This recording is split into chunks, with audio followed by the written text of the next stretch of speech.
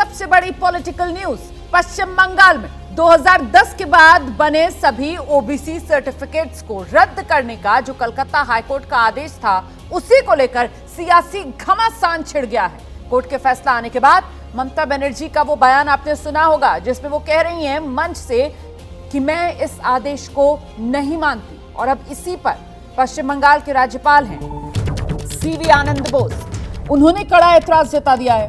राज्यपाल कह रहे हैं संविधान के मुताबिक कोई भी सरकार कोर्ट के आदेश को मानने से इनकार नहीं कर सकती, कानून सबसे ऊपर है।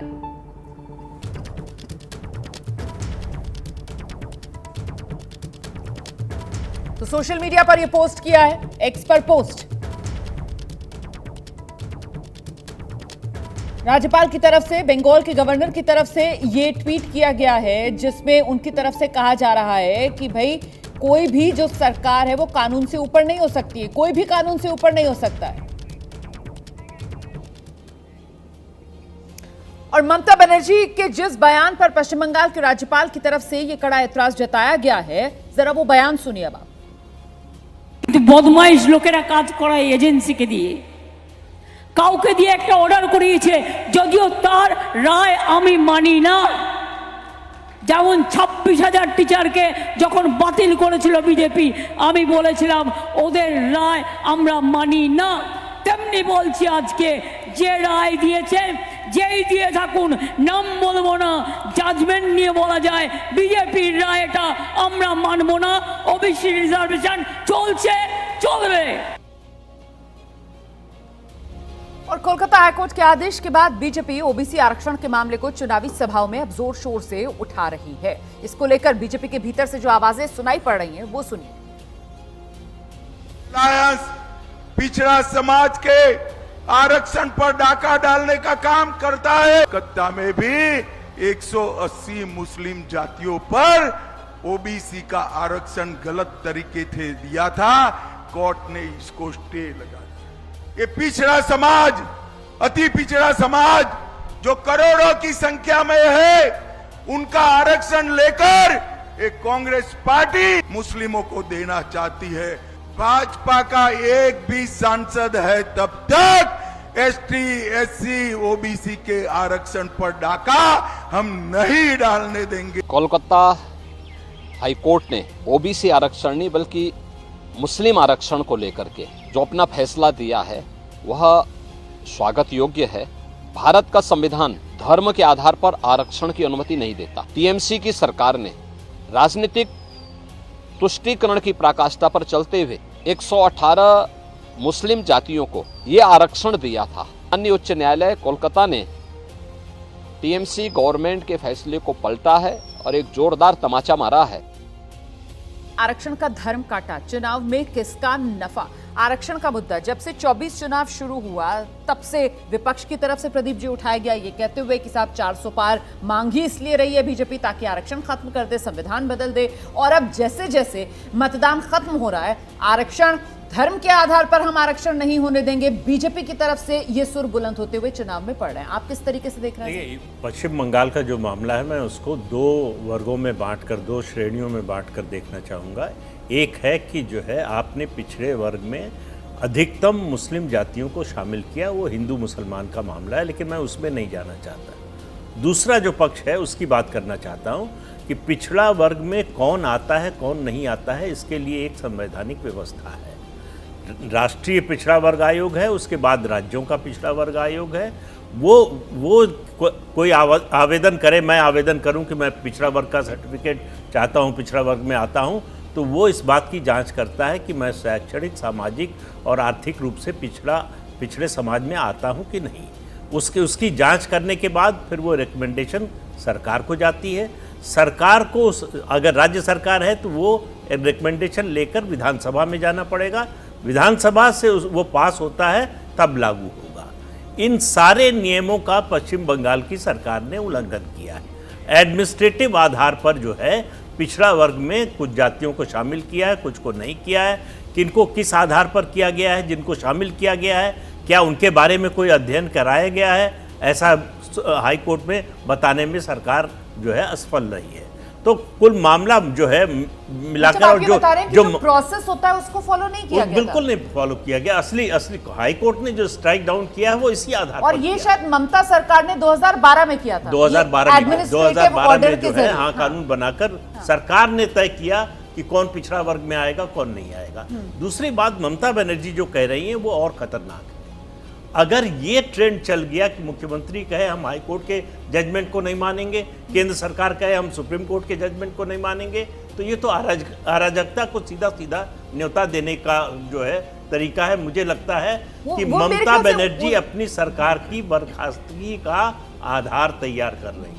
लेकिन उसमें जो ममता के समर्थक है वो कहेंगे कि साहब वो चुनावी सभा थी और वहां पर वो उसको बीजेपी का आदेश बता रही थी, और जाहिर सी बात है एक कानूनी विकल्प हाईकोर्ट का आदेश है, सुप्रीम कोर्ट में उसको चैलेंज किया जा सकता है, वो विकल्प उनके पास है। ये कह सकते हैं कि हम इसको सुप्रीम कोर्ट में चैलेंज करेंगे। हाँ। हम जब तक सुप्रीम कोर्ट का आदेश नहीं आएगा तब तक इसको लागू नहीं करेंगे। ठीक है सर। लेकिन हम मानते नहीं हाई कोर्ट के आदेश को। वो कुछ ये भी जो भाषा है उसको कहीं ना कहीं आप समर्थन नहीं कर सकते। विनोद सर, नहीं, देखिए प्रक्रिया की बात तो प्रदीप जी ने बहुत विस्तार से समझा दी है और वो ठीक भी है। मुझे लगता है सारा मामला चुनावी है। हाँ। चुनावी इसलिए है, हाईकोर्ट का फैसला आया, ठीक है, हाईकोर्ट का फैसला अपने हिसाब से अपने समय पर आया, पश्चिम बंगाल में आया, हाँ। लेकिन उसका लाभ हाँ।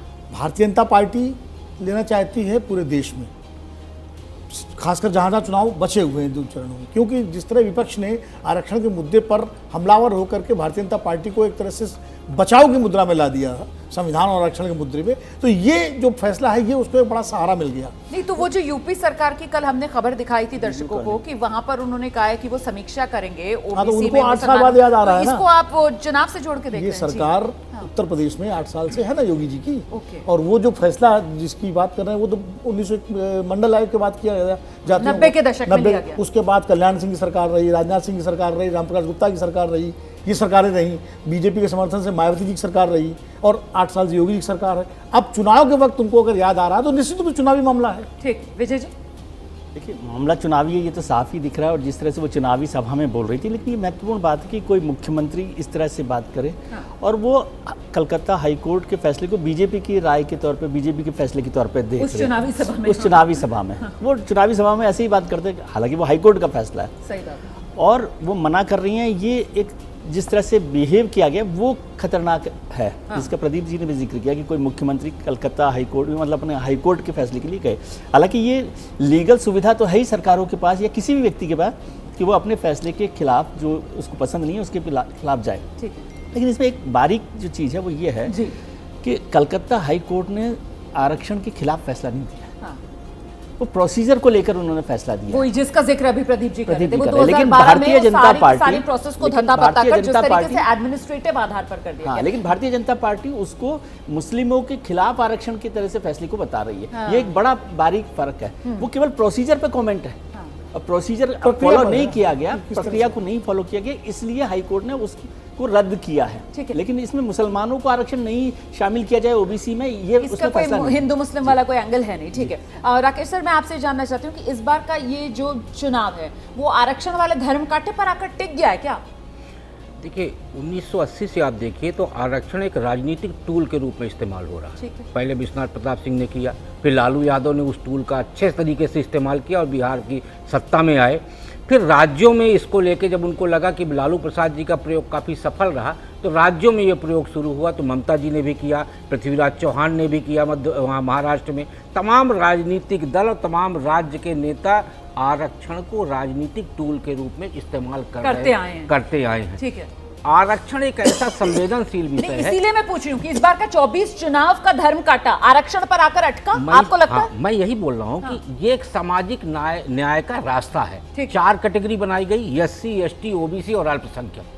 तो जब मुस्लिम समाज को अल्पसंख्यक के हिसाब से रखा गया है तो उसको फिर इसमें लाके आप उसको धोखे में क्यों रखना चाह रहे हैं?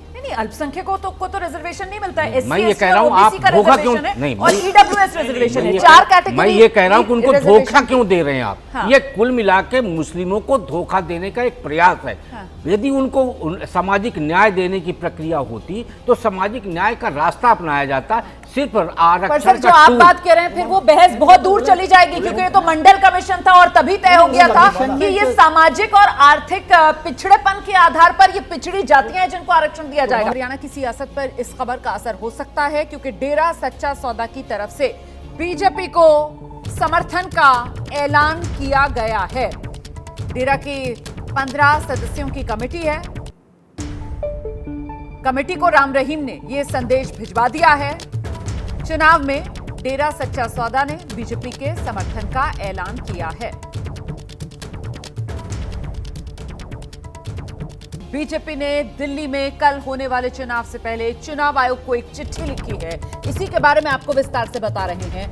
दिल्ली में बुर्के वाली महिला वोटर्स की चेकिंग की जाए, ये मांग दिल्ली बीजेपी की तरफ से की गई है। इसके लिए महिला चुनाव कर्मचारियों और महिला सुरक्षा कर्मियों की ज्यादा तैनाती की जाए, ये मांग दिल्ली बीजेपी की तरफ से की गई है। दिल्ली बीजेपी का कहना है बोगस वोटिंग को रोकने के लिए ऐसा करना जरूरी है। तो ये जो मांग दिल्ली बीजेपी की तरफ से की गई है, उस मांग को लेकर देखिए अब यकीनन यहां पर सियासी वार पलटवार तो होगा, क्योंकि कहीं ना कहीं विपक्ष जो है वो इस बात को लेकर बीजेपी को घेरेगा कि क्या बीजेपी को डर लग रहा है, बोगस वोटिंग रोकने वाली चेकिंग का मामला क्या बहाना है, क्या दिल में धुकधुकी सी दिल्ली बीजेपी के है और इस वजह से मांग की जा रही है। हालांकि दिल्ली में बुर्के में महिला वोटर की जांच की बीजेपी की मांग पर अब देखिए असदुद्दीन ओवैसी, उनकी प्रतिक्रिया सामने आई है। मुस्लिम औरतों को निशाना बना रही है बीजेपी, ये कहना है असदुद्दीन ओवैसी का। मुसलमान महिलाओं को निशाना बनाया जा रहा है, ये असदुद्दीन ओवैसी की प्रतिक्रिया आई है। जिस तरीके से मांग दिल्ली बीजेपी की तरफ से की गई है कि जो बुर्के वाली महिलाएं वोट डालने के लिए पहुंचे उनकी चेकिंग की जाए, महिला चुनाव कर्मियों को तैनात किया जाए।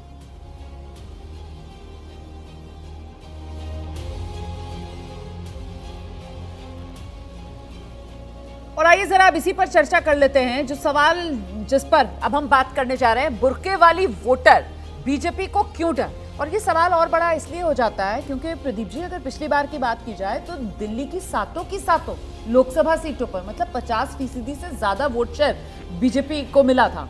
ऐसे में ये जो सवाल यहाँ पर उठाया जा रहा है, इसको आपको क्या लग रहा है इस सवाल के पीछे की मंशा?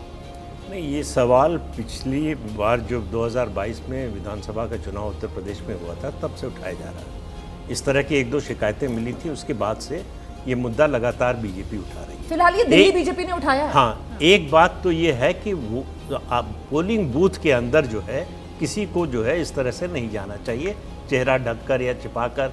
अब कोई पुरुष कहे कि हम हेलमेट पहन कर जाएंगे, हाँ। तो आप एटीएम में भी जो है हेलमेट पहन कर नहीं जा सकते।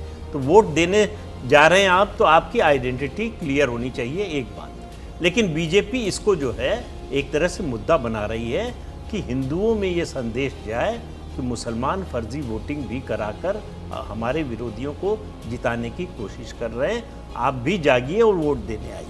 तो ये वोटर का मनोबल और वोटर को घर से निकालने के लिए जो अपना एकदम कोर वोटर है, आपको लग रहा है कि उस दिशा में भी ये एक माहौल बनाने की कोशिश हो सकती है? विनोद सर, नहीं देखिए, वैसे तो ठीक है, इसमें कोई मुझे नहीं लगता है भाई महिला कर्मचारी अगर हों और अगर किसी पे शक हो, देखिए हर स्त्री हर औरत का तो उठा करके नकाब देखने की कोई जरूरत नहीं है। पुरुष देखा भी जाए तो क्या हर्ज है? नहीं, हर्ज नहीं तो हो सकती है ना, उसमें प्रक्रिया में देर लगती है। देखिए ये पुलिस में जो नौकरी करती है महिलाएं, उनको अंदाज होता है और चाल से पता लग जाता है। तो अगर आपके अंदर थोड़ी सी समझदारी है कि कौन गड़बड़ है, और जो फर्जी वोटर डालने वाला होता है वैसे ही थोड़ा उसकी चाल में घबराहट और ये वो होता है कि पकड़े न जाए, तो जहाँ शक हो वहाँ उठा कर देख लीजिए। महिला कर्मचारी हो, पुलिस कर्मचारी देख लें, इसमें कोई मुझे लगता कोई काबिल एतराज़ कोई बात है नहीं। लेकिन इसको जैसा कि प्रदीप जी कह रहे हैं, मुद्दा बना करके हिंदू मुस्लिम ध्रुवीकरण की कोशिश जो है वो भी की जा सकती है। अब कल को मान लीजिए कोई कहते हैं घूंघट उठा के देखने के लिए भी कई महिलाएं घूंघट पहन के भी जाती हैं भारत में। अभी ठीक है उतना संख्या कम, लेकिन दूर दराज में तो घूंघट भी उठाया जाए बुर्के के साथ साथ। तो ये मुझे लगता है ये एक सामान्य रूप में इसको लेना चाहिए। महिला पुलिसकर्मी हो, बुर्के पे शक हो बुर्का उठा लो, घूंघट पे शक हो घूंघट उठा लो, इसको हिंदू मुसलमान से जोड़ने का कोई मतलब नहीं है। ठीक, फर्जी वोटिंग को लेकर, बोगस वोटिंग को लेकर जो भी इलेक्शन कमीशन को करना चाहिए वो करे, लेकिन इसको केवल कि बुर्के वाली महिलाएं, जैसे विनोद जी ने भी कहा कि इस तरह से करना कोई मतलब नहीं है उसको, कि आप एक रिलीजियस आइडेंटिटी के तौर पर लें। इसको मैं दूसरे तरीके से देख रहा हूँ, मतलब आप ये शक पैदा कर रहे हैं कि जो बुर्के में महिलाएं हैं, मुस्लिम महिलाएं, वो फर्जी वोटिंग कर रही हैं। हालांकि वहाँ पर तो आइडेंटिटी को जो भी पहचान है उसके लिए देखा जाए, वो कोई भी हो, बिना बुर्के में भी वो जो वोटर आईडी कार्ड पे फोटो छपी होती है उससे तो कभी शायद किसी की मिलती नहीं है, नहीं मिलती ही नहीं है। लेकिन वो वहां पर देखते तो और वहां पर वो वोटिंग के लिए पॉलिटिकल पार्टीज के एजेंट भी बैठे हुए होते हैं, तो वो लोग उसको क्रॉस चेक कर सकते हैं, मुद्दा वो नहीं है। देखिए अभी इससे बड़ी घटना हुई थी हैदराबाद में, जब हैदराबाद में बीजेपी की कैंडिडेट थी माधवी लता, वो खुद वहां पहुंच गई और वो उसको चेक कर रही थी। ये तस्वीरें हमने चला दी जिसका आप जिक्र कर रहे हाँ, हैं। तो ये तो ठीक नहीं है ना, ये बेहतर हो सकती है, ये मांग हो सकती है। केस भी शायद दर्ज हुआ, केस भी दर्ज हुआ, वो होना ही चाहिए, लेकिन बीजेपी को कहना चाहिए कि फर्जी वोटिंग को रोकने की कोशिश इलेक्शन कमीशन को करनी चाहिए। वो किसी तरह महिलाओं की बात नहीं है, ये इलेक्शन कमीशन को देखना है, प्रोसेस का हिस्सा होने चाहिए। ये इलेक्शन कमीशन को देखना है कि कैसे करना है। कुछ चुनाव आयोग को इस ओर ध्यान देना चाहिए था। अब एंड चुनाव से पहले और एक राज्य उसकी जो मतलब प्रदेश स्तर की कमेटी है उसकी तरफ से ये मांग की जा रही है, तो मतलब ये सिर्फ और सिर्फ सियासी ज्यादा लगता है मुद्दा। बिल्कुल, ये जैसे प्रदीप जी ने कहा बिल्कुल सही है कि अपने वोटर को निकालने के लिए एक तरह से ये कार्ड फेंका गया है। रही बात पहचान की, दिल्ली देश की राजधानी है और यहाँ वैसे भी मतदान को लेके लोग जागरूक होते हैं और फर्जी वोटिंग का अभी तक तो कोई बहुत बड़ा मामला मैं भी देख रहा हूँ, अभी तक कोई मामला सामने नहीं आया कि फर्जी वोटिंग दिल्ली में हो रही है, क्योंकि दिल्ली में मतदाता सूची में नाम दर्ज कराना और कटाना बहुत कठिन प्रक्रिया होती है। तो ये फर्जी वोटिंग का कोई विषय नहीं है।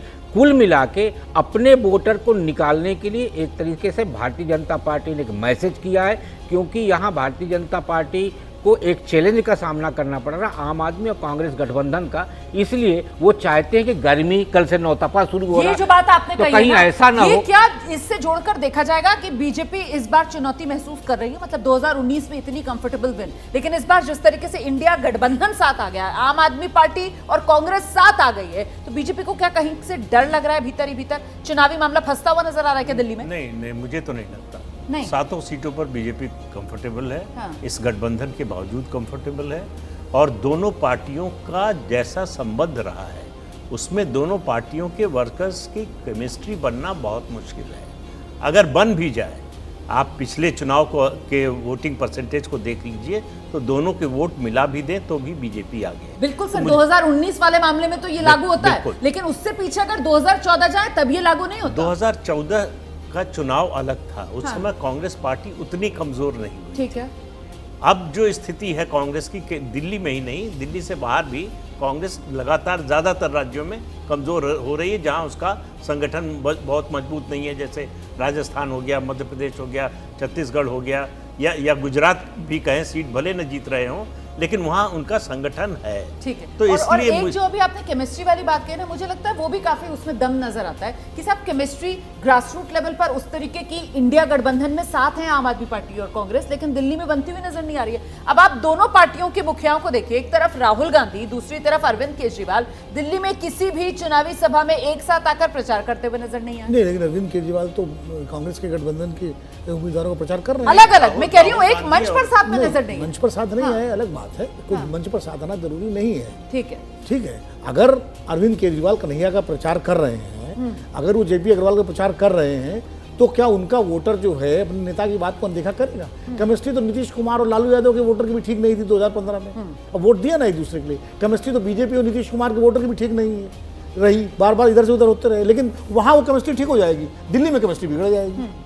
विजय जी, मुझे लगता है जो प्रदीप जी ने बात शुरू में कही थी, जिसको राकेश जी भी कह रहे हैं, वो एक इम्पॉर्टेंट बात है। डर कोई ऐसा मुझे नहीं लग रहा कि बीजेपी कोई बहुत डर रही है कि 7 सीटों पर कोई बहुत बड़ा नुकसान हो जाएगा। उदासीनता से डर रही है, उदासीनता से डर रही है, और इसलिए अपने वोटर को कि भाई वो दूसरी कम्युनिटी के वोटर जो है वो हर तरह से वहां पर आने की कोशिश कर रहे हैं वोट डालने के लिए, इसलिए आप भी आ जाइए।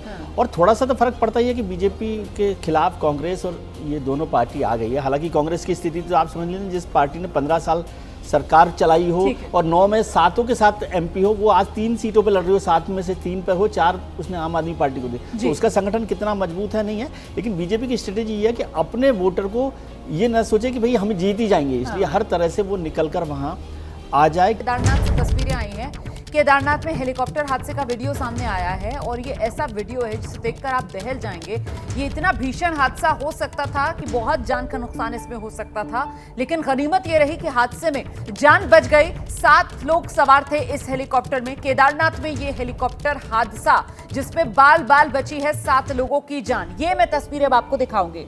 ये देखिए, कुल 7 लोग सवार थे, पायलट और उनके साथ यात्री। ये लैंड होने के लिए जिस समय हेलीकॉप्टर बिल्कुल नीचे आ गया था, उसी वक्त ये कुछ दिक्कत, ये तकनीकी सी खराबी, और देखिए कैसे हवा में झूलता हुआ नजर आ रहा है हेलीकॉप्टर, गोल गोल घूमता हुआ नजर आ रहा है हेलीकॉप्टर, लैंड नहीं कर पा रहा है हेलीकॉप्टर। और ये बड़ा हादसा हो सकता था। नीचे की तरफ हेलीकॉप्टर को जाते हुए आप देख रहे हैं। गनीमत ये रही कि बाल बाल इस हेलीकॉप्टर में मौजूद सभी लोगों की जान बच गई, जिसमें एक पायलट और बाकी 6 अन्य यात्री बताए जा रहे हैं।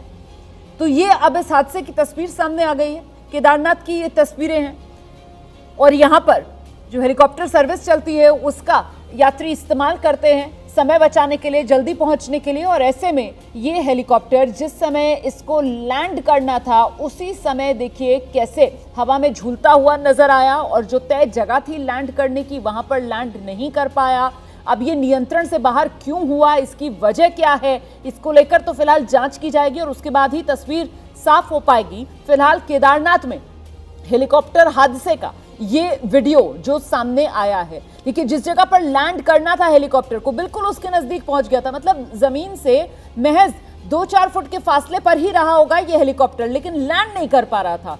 और फिर दूसरी तरफ जो लैंडिंग की स्पेस नहीं है, वहां जाकर कैसे जमीन पर गिरा, वो तो ऊंचाई ज्यादा नहीं थी, इस वजह से कोई बड़ा हादसा नहीं हुआ और वही जमीन पर टिक गया। इस वजह से क्रैश के बाद भी किसी तरीके की आग वगैरह नहीं लगी, वरना तो यह हादसा बड़ा हो सकता था, भीषण हो सकता था। गनीमत रही इस हेलीकॉप्टर में मौजूद सभी यात्रियों की जान बच गई। आप देखिए किस तरीके से ये हेलीकॉप्टर और उसके जो ब्लेड्स हैं वो गिर चुका है जमीन पर, लेकिन वो रुकने का नाम नहीं ले रहे हैं, लगातार घूमते हुए नीचे की तरफ गिरा हुआ दिख रहा है आपको टेलीविजन स्क्रीन पर हेलीकॉप्टर। यह हादसा भीषण हो सकता था। 6 यात्री सवार थे, एक पायलट, कुल 7 लोग जो इस हेलीकॉप्टर में सवार थे। गनीमत यह रही कि बाल बाल सबकी जान बच गई इस भीषण हादसे में। हम सीधे आपको लेकर चलते हैं, हमारे साथ हमारे सहयोगी संजय त्रिपाठी इस वक्त मौजूद है। संजय, कुछ जानकारी मिल पा रही है कि आखिरकार क्या वजह रही, यह हादसा हुआ क्यों, और गनीमत ये रही कि सबकी जान बच गई? संजय। बिल्कुल रोमाना, गनीमत ही रही कि हादसे में जान बच गई। 6 लोग सवार थे हेलीकॉप्टर में। पायलट की सूझबूझ थी कि उसने अनियंत्रित होने के बावजूद हेलीकॉप्टर को क्रैश से बचा लिया और सभी लोगों की जान बचा ली। मुख्यमंत्री पुष्कर सिंह धामी ने इस पूरी घटना के जांच के आदेश दिए और साथ ही साथ आखिरकार ये नौबत क्यों आई, ये इमरजेंसी लैंडिंग क्यों कराई गई, इसके पीछे के कारण क्या थे, इसकी पूरी रिपोर्ट तलब की गई है। क्रिस्टल कंपनी का रोमाना ये हेलीकॉप्टर है। शेड्यूल फ्लाइटें जो चलती हैं केदारनाथ के लिए, वो सिरसी, फाटा और गुप्तकाशी, इन 3 हेलीपैड से चलती हैं, जो केदारनाथ के हेलीपैड पर यात्रियों को ले जाती हैं। और अगर रोजाना की मैं बात करूं तो सैकड़ों की संख्या में लोग जो है वो हेलीकॉप्टर के जरिए केदारनाथ यात्रा के लिए जाते हैं। सारी कंपनियां हेलीकॉप्टर का संचालन करने से पहले सुबह उनकी जांच पड़ताल करती हैं और उसके बाद ये जो फ्लाइटें हैं ये लगातार पूरे दिन चलती रहती है जब तक कि मौसम खराब ना हो। और आखिरकार सुबह के ही वक्त की ये बात है, सुबह के वक्त की ये घटना है। तो ऐसे में जब अगर पूरा हेलीकॉप्टर जांच पड़ताल के बाद उसकी सारी तकनीकी स्थितियों परिस्थितियों को देखने के बाद इसको अगर उड़ाया जा रहा था, तो उसमें ये दिक्कत कैसे आई, इस पूरे मामले की जांच शुरू कर दी गई है। बहुत जल्द इसकी रिपोर्ट भी मुख्यमंत्री के पास पहुंचेगी और उसके बाद जो आवश्यक कार्रवाई होगी, जो आवश्यक कदम उठाए जाएंगे, उसकी जानकारी भी रोमाना हम सबसे पहले न्यूज देंगे। बिल्कुल, और ये भी अच्छा है संजय, जो तस्वीरें हम दिखा रहे हैं दर्शकों को, हम 2 अलग अलग एंगल से ये जो भीषण हादसा होते होते बचा, उसकी 2 अलग अलग एंगल से तस्वीरें दिखा रहे हैं। आप रहिए मेरे साथ, हमारे सहयोगी आशीष सिंह भी इस वक्त मौजूद है। जरा आशीष से जानते हैं उनके पास क्या डिटेल्स और क्या अपडेट अभी तक इस पूरे मामले को लेकर। आशीष। हमारा दर्शकों को ये हेलीकॉप्टर जिस तरह से क्रैश लैंड हुआ है, ये एक नॉच ऊपर था हार्ड लैंडिंग, उसके बारे में दर्शकों को ज़रूर बता दूं। दो तस्वीरें हैं, ये साफ साफ दर्शा रही हैं कि जो पायलट है अंदर, उसने लास्ट मिनट तक काफ़ी कोशिश की हेलीकॉप्टर को पूरी तरह से क्रैश होने से बचाने के लिए। अगर ऐसा नहीं होता तो आसपास में जो लोग आपको दिखाई दे रहे हैं वो उन पर भी ये हेलीकॉप्टर जा सकता था और ये बहुत बड़ा हादसा हो सकता था जो हुआ है उसके मुकाबले। देखिए, इसमें स्लो मोशन में वीडियो में साफ दिख रहा है कि जो ऊपर के रोटर्स हैं, और 2 रोटर्स होते हैं, एक पीछे टेल रोटर्स और एक ऊपर के रोटर्स, पूरी तरह से एक बैलेंस सा खो दिया गया। यानी कि जो इंजन का टर्बुलेंस होता है इंजन थ्रस्ट होता है वो एक पावर लॉस हुआ है हेलीकॉप्टर का, इसी वजह से वो पूरी तरह से हवा में रह नहीं पाया और कंट्रोल्ड लैंडिंग नहीं कर पाया, और इसीलिए मैं इसे क्रैश लैंडिंग कह रहा हूं। हार्ड लैंडिंग अगर वो हेलीपैड के पास में करता तो चोटें भी नहीं आती, हेलीकॉप्टर को भी कोई नुकसान नहीं होता, लेकिन क्रैश लैंडिंग का मतलब साफ है कि क्रैश होने से बस एक नॉच ऊपर किसी तरह से बचना। इस तरह से जब वैली के अंदर में अगर हेलीकॉप्टर्स लैंड करते हैं, जो कि चारों तरफ आपको पहाड़ियां दिखाई दे रही हैं और बीच में एक गैप सा होता है, हेलीपैड सा होता है, ऐसे में और भी ज़्यादा मुश्किल हो जाता है, क्योंकि जो हवा का दबाव होता है वो बहुत ही अनुकूल नहीं होता है हेलीकॉप्टर ऑपरेशन के लिए। ऐसे में बहुत ज़्यादा एक्सपीरियंस की ज़रूरत होती है, और ये कंट्रोल तरीके से जब पायलट को पता चला कि ये हेलीकॉप्टर पूरी तरह से कंट्रोल में नहीं है, कंट्रोल लैंडिंग नहीं हो रही है, सेफ अप्रोच के साथ में नहीं हो रहा है, तब भी दिख रहा है कि पायलट एक क्रैश लैंड करके कंट्रोल तरीके से क्रैश लैंड करे ताकि हेलीकॉप्टर में आग न लगे, लोगों को बचाया जा सके। इन तस्वीरों को किस तरीके से साफ तौर पर नजर आ रहा है कि दूर से जब ये हेलीकॉप्टर उड़ता हुआ आ रहा है अपने लैंडिंग स्पॉट के पास, और वहां पर आकर मशीन जो है वो किस तरीके से उसका एक मिसबिहेवियर यहां पर नजर आता है, और जो पायलट है उसकी सूझबूझ नजर आती है कि वो किसी तरीके से जो हेलीकॉप्टर की हाइट है उसको कम करने की यहां पर कोशिश कर रहा है। वो सर्कुलर मोशन जो यहां पर नजर आ रहा है, और आखिरकार वो क्रैश लैंडिंग जिसकी बात आप कर रहे हैं, वो हार्ड लैंडिंग जिसकी बात कर रहे हैं आप, वो नजर आ रही है यहां पर। ये मशीन का मिसबिहेवियर अभी तक इन तस्वीरों को देखकर ये अंदाजा हो रहा है। आशीष, देखिए हेलीकॉप्टर किस तरह से घूम रहा है वो साफ दर्शा रहा है। अंदर इमेजिन करें, दर्शक इमेजिन जरूर करें कि पायलट की क्या स्थिति होगी, उसमें जो लोग पैसेंजर्स होंगे उनकी क्या मनोस्थिति होगी, क्या शारीरिक स्थिति होगी जब इस तरह से एकदम गोते खाकर हेलीकॉप्टर कंट्रोल खो दे। तब फिर ऐसे में बहुत बड़ा हादसा हो जाता है अधिकतर केसेस में। लेकिन ये साफ दर्शा रहा है कि पायलट ने इसे पूरी तरह से कंट्रोल करने की कोशिश की। गलीमत एक और बात रही कि हेलीपैड से ठीक नीचे कुछ मीटर का डिफरेंस दिखाई दे रहा है। जो हेलीपैड है वो पत्थरों का बना हुआ है और उसके नीचे बहुत ज़्यादा गैप नहीं है। अगर वो ज़्यादा गैप होता तब आप मानिए इस हेलीकॉप्टर को क्रैश होने से कोई नहीं बचा सकता और तुरंत आग लगती, क्योंकि उसमें फ्यूल भी होता है, एक्स्ट्रा फ्यूल भी होता है। लेकिन ऐसे में जब कंट्रोल्ड लैंडिंग कराई गई तो फिर जाहिर सी बात है, और गैप नहीं है हेलीपैड और जहां पर वो फाइनली जाके टच हुआ, इसलिए बच गया। मार सके ना कोई, और गनीमत ये रही कि इस हेलीकॉप्टर में सवार सभी जो लोग थे उनकी जान बच गई।